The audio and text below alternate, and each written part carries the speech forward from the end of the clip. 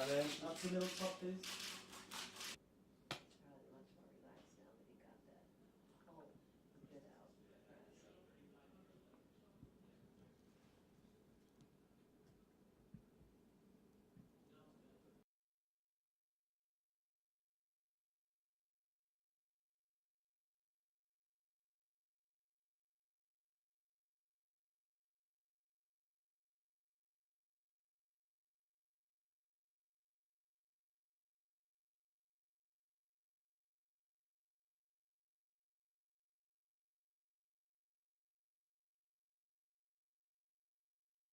So she comes into this meeting room on a hot June night and confronts 26 vets. They all sat in a circle. And for the first time, really, Jane told her whole story to these people in order to set the record straight and defend what she did in order to basically fight for her rights to be able to shoot this movie on the presumption that if Waterbury, Connecticut would boycott the filming of this movie, what would keep other communities to boycott it? So it was sort of a line in the sand. And it created this wonderful environment, frankly, for her to basically confront these vets. And it reminded me a little bit of 12 Angry Men, which after our starred her father, Henry Fonda, both the play and the film. So I just couldn't resist that as a platform to surface these stories. Very much. And just to me, if you can, down here. Thank you. Who is it stopping me?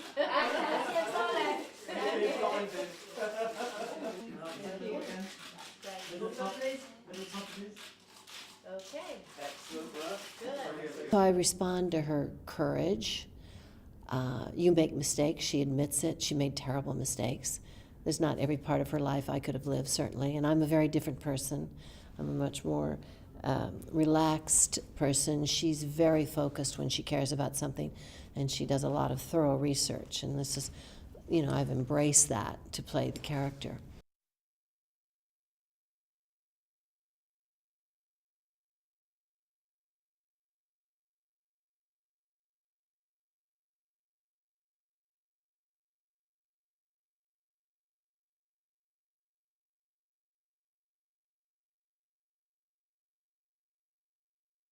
Well, she doesn't state it, but all she said is, looking back, Terry asked her, do you think it was a setup? And she said, looking back now, I think it probably was.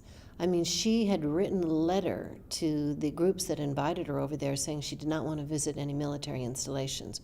When she got there, they said they were going to be taking her. She said, no, I wrote you a letter saying I didn't want to do that, and the subject was dropped. And then on the last day, they said, we've visited this site, now we're going to take you out there. And she said, I didn't want to do that. And her interpreters, she'd gotten very close to them. And they said, it'll be a big problem for us if you don't go. And trying to be kind and not cause problems, she went.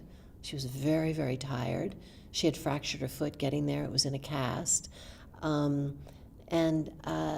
So she ended up at this gun site, and it's a cultural thing where the village even shows up. In the military, they sing these songs, and they asked her to sing a song, and she had learned a Vietnamese song.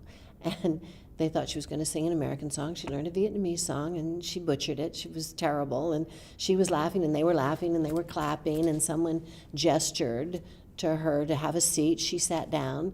She wasn't thinking. And there were all these photographers there, and French photographers, people that no one told her were going to be there. And of course, the minute she left and walked away, which she talks about in her book, walked away from the site, she thought, oh my God, those pictures are going to send a wrong message. That's not me, and that's not my message. But it was too late, and she admits that it was wrong, and that she'll regret it for the rest of her life. And I don't know how many times you can apologize for something, No.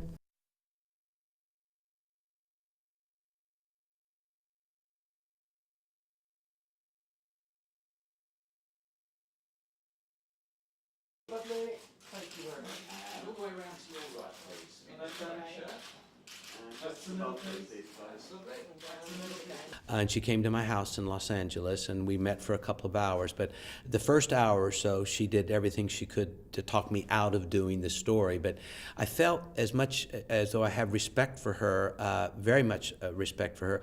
I feel this story is so important to be told, to set the record straight. And so I finally convinced her, she became convinced that she wasn't going to talk me out of it, and then started sharing lots of information and contacts to people who could actually tell the story and set the record straight from her point of view. I don't think in some ways she ever regrets that she did what she did, in the sense that her main, the thing that propelled her was that she hated the fact that we were sending young American boys into combat. And she did everything she could to stop the killing of American boys, which the truth is, and history will suggest, she did do that.